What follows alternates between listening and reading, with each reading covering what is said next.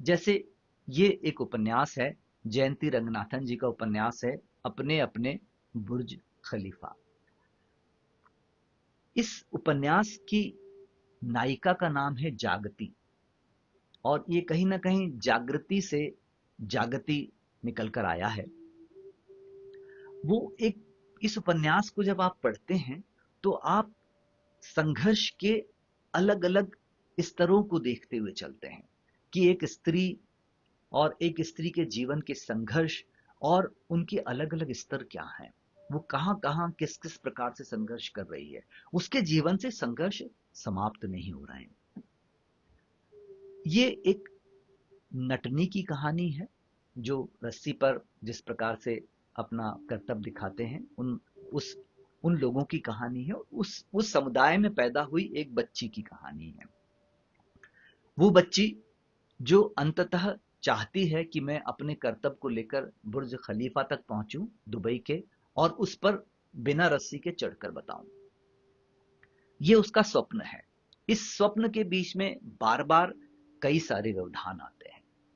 एक व्यवधान प्रेम के कारण आता है। वो प्रेम जो एक तरफा प्रेम है, वो जो जागती का प्रेम है, वो सामने जो पक्ष खड़ा हुआ है जिससे जागती बहुत प्रेम करती है, वो उसके मन में वो प्रेम नहीं है, लेकिन जागती के मन में प्रेम है। जागती को कोई और प्रेम करता है, और इस सारे द्वंद्व के बीच में ऐसा होता है कि जागती के सपने बिखर जाते हैं, और वो टूटे हुए बिखरे हुए सपनों के साथ अकेली खड़ी रह जाती है। एक समय हमको ऐसा लगता है कि ये शायद उपन्यास एक टूटे हुए सपने की कथा है, और ये टूटे हुए प्रेम की भी कथा है। लेकिन ये उपन्यास फिर वहां से आगे की तरफ चलना शुरू करता है। हम धीरे धीरे जागती के संघर्ष को दूसरे पड़ाव पर पहुंचते हुए देखते हैं, और उसकी आंखों में बसा हुआ वो सपना कि उसको एक दिन बुर्ज खलीफा पर चढ़ना है। सारे सपने पूरे नहीं होते, लेकिन सपनों के पीछे अगर आप बहुत शिद्दत से लग जाते हैं तो पूरे भी हो जाते हैं। ये इन दो बातों के बीच में ही इस उपन्यास का अ, आखिरी सिरा आता है। और जागती जो भारत में ही है, जो जागती जो भारत में छोटे मोटे कर्तव्य दिखा रही है, और उन्हीं कर्तव्यों के सहारे सेलिब्रिटी बन जाती है। सेलिब्रिटी के बाद फिर स्वप्न भंग, और स्वप्न भंग से वो वापस लौटती है। और ये सारा संघर्ष एक स्त्री का संघर्ष है, एक लड़की का संघर्ष है, एक युवती का संघर्ष है, जिसको जयंती रंगनाथन जी ने बहुत अच्छे से शब्दों में पिरोया है। इस उपन्यास को पढ़ते हुए हम उस दुनिया में प्रवेश करते हैं जिस दुनिया में ये कलाकार रहते हैं। वो कलाकार जिनका समय धीरे धीरे खत्म हो रहा है।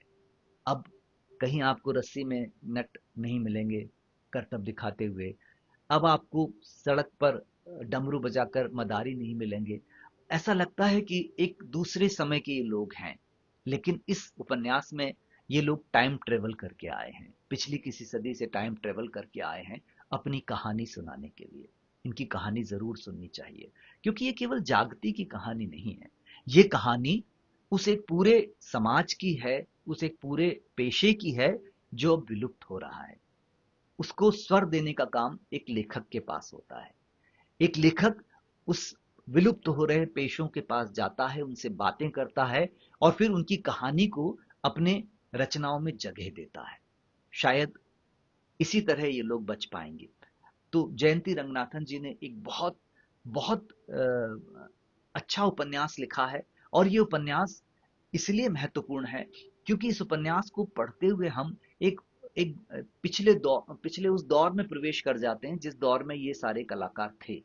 आज ये कलाकार तो हैं, लेकिन इन कलाकारों के पास अवसर कम है, और उन छींचते हुए अवसरों में से एक अवसर तलाश लेना और कहीं पहुंचने की कोशिश करना, ये जागती की कहानी है जो जयंती जी ने लिखी है। इसको जरूर पढ़ना चाहिए। ये उपन्यास भी शिवना प्रकाशन से प्रकाशित होकर आया।